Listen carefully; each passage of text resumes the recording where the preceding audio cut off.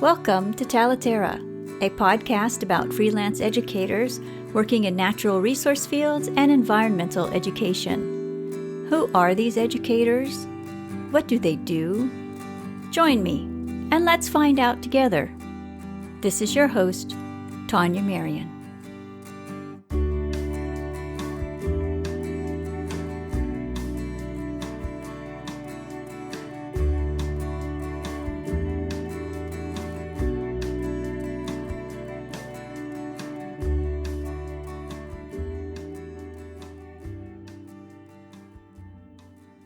Hello.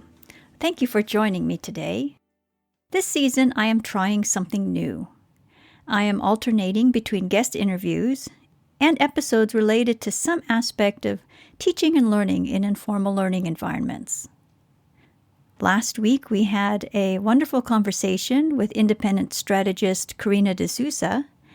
So this week, we have a teaching and learning episode.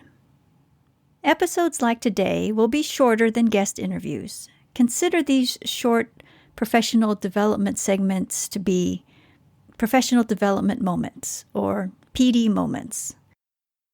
On to today's episode.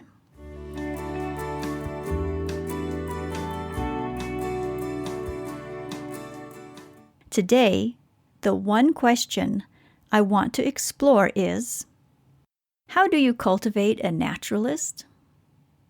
I landed on this question because, while walking past the window of my independent bookstore, I saw the book The Not-So-Great Outdoors by author and illustrator Madeline Kloepper. It is a story about a young girl who is dreading her family's upcoming camping trip. She wants nothing to do with nature and thinks nature is dirty and that there is nothing to do out there. She spends a good part of the story being grumpy and wanting to go home. But then something changed her mind. You'll have to get the book to find out what it was. I read this book in the store before buying it.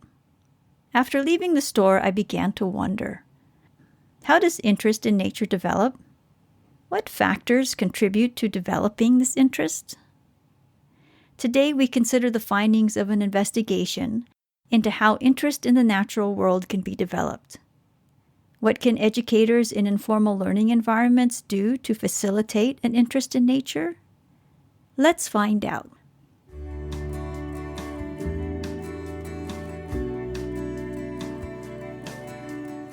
In the paper titled Becoming a Naturalist, Interest Development Across the Learning Ecology, researchers from the University of Pittsburgh created a study to explore how the Carnegie Museum of Natural History might support the development of a 21st century naturalist.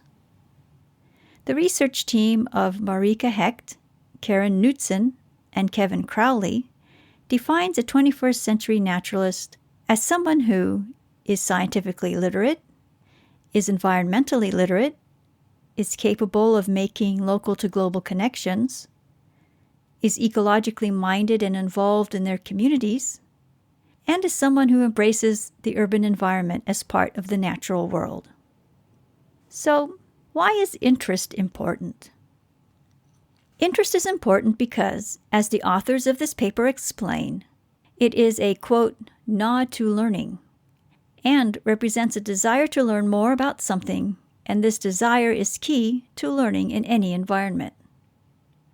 The researchers explain, a lot of the research into interest development has been conducted in schools or school-like settings.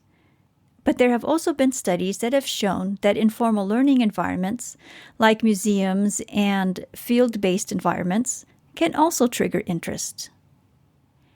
In the paper Becoming a Naturalist, the research team spoke with professional and serious amateur naturalists to investigate how these adults describe their lifelong connection to nature. From these conversations, researchers identified moments of interest development and looked for factors that might have helped maintain an interest in nature. Researchers interviewed 18 people. 15 of them were professional naturalists. 6 of these 15 conducted research and/or were involved in natural resource management in some way. The remaining 9 professionals from this group of 15 were educators who integrated nature into their work either through science or art. And if you were wondering, there is no mention about whether there were freelance educators in this group. So this accounts for 15 of the 18 participants in the sample. The remaining 3 participants were serious amateur naturalists. In addition to the interviews, researchers also asked participants to complete a questionnaire.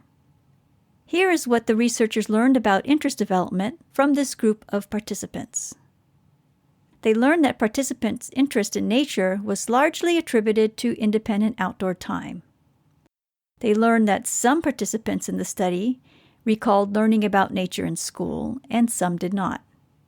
After taking into consideration all comments, it was determined that 3/4 of the nature experiences that participants perceived as being significant happened outside of the classroom, and that it was a combination of experiences, both structured and unstructured, that contributed to their ongoing interest in nature. The research team's investigation into adults who have a lifelong commitment to the study of nature revealed that the following are important for interest development. 1. A persistent exposure to nature during childhood. 2. Independent outdoor time. And 3. Experiences receiving support from parents and other mentors. The research team closes their paper by stating that programs in informal learning environments have a role to play that goes beyond providing exposure to nature. So they ask educators who work in this type of an environment to consider the following questions.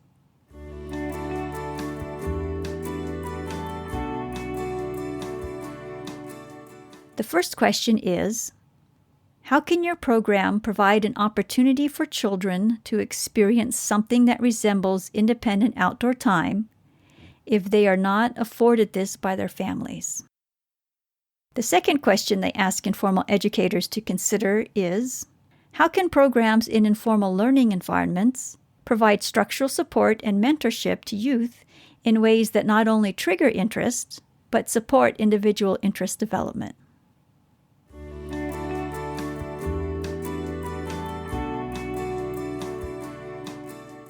There is so much to learn from this study, including the results of conversations the research team had with a 65-year-old serious amateur naturalist, a 33-year-old environmental educator, and a 41-year-old ecologist.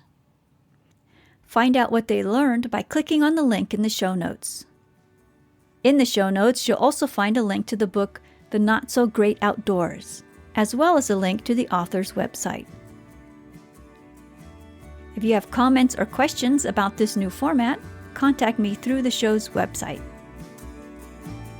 Thank you, and see you next time.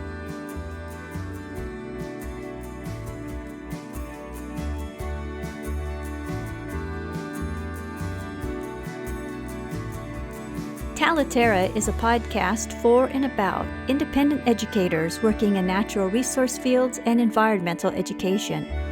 If you enjoyed this episode, please share it with friends and colleagues. Thank you so much for joining us today. This is Tanya Marion.